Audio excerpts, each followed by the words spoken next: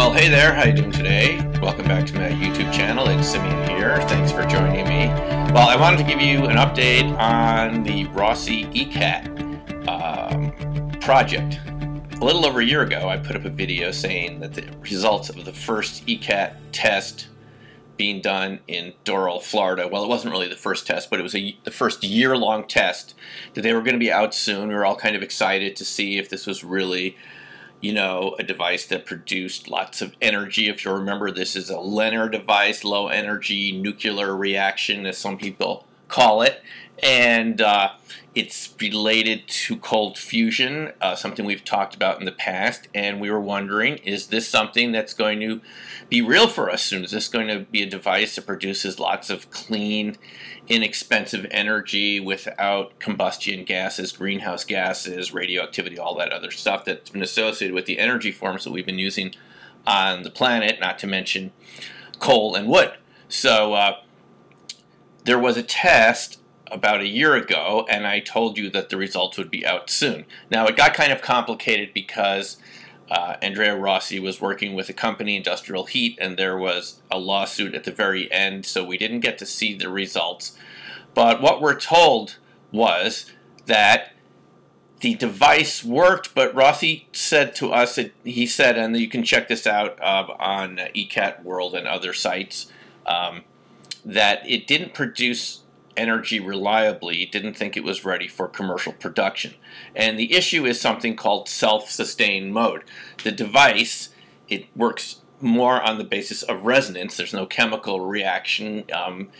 It creates a type of interaction at a quantum level that no one's exactly quite sure how it works. There's a lot of different theories, but the idea is that you get this resonance between hydrogen and lithium, and other devices use deuterium and palladium, but it's really the same reaction. It's a resonance type reaction, and at the time Rossi said that it didn't work reliably enough for him to consider it to be ready for commercial production, and that was the outcome of the Doral, Florida test last year. We learn now. It did get obfuscated by the lawsuit, which was settled between the two out of court.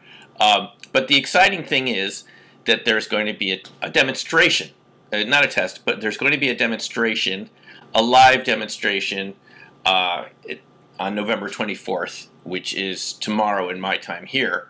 If you're watching this later, you can see what the results were. You can watch this live on ecatworld.org, and I'll put the URL below on the YouTube page. But the basic idea is this device has to reach self-sustained mode.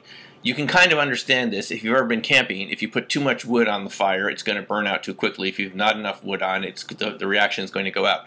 If you're using a combustion engine in your car, you know, if you don't, you're going up a hill, you don't give it quite enough gas, it stalls.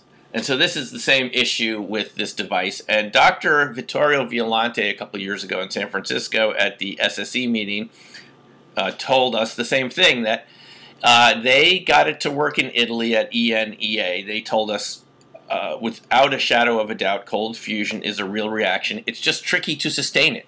And it doesn't mean that it's not real. It's challenging to sustain it. It can take a couple days to get the reaction going for cold fusion. And Rossi's device is a kind of descendant of cold fusion, and he's going to be doing a demonstration. He's invited 70 people. This is kind of a big deal.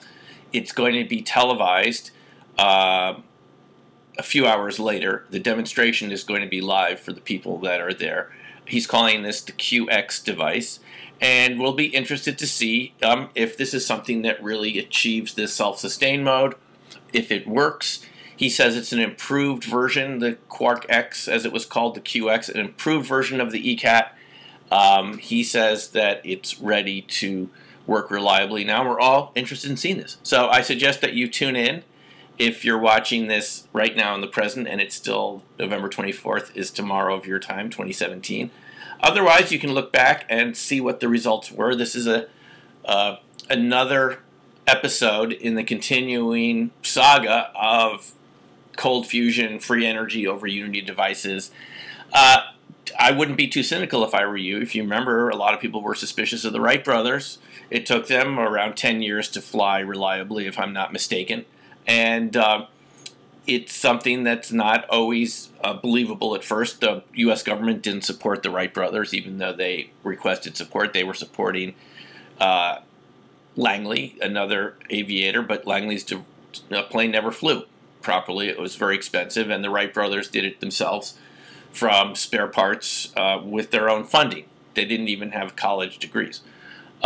So you can be overly suspicious, and you can be overly open-minded too, but I'm suggesting you take a balanced view in between and look at the evidence, and I think the evidence is beginning to stack up that this is a real reaction.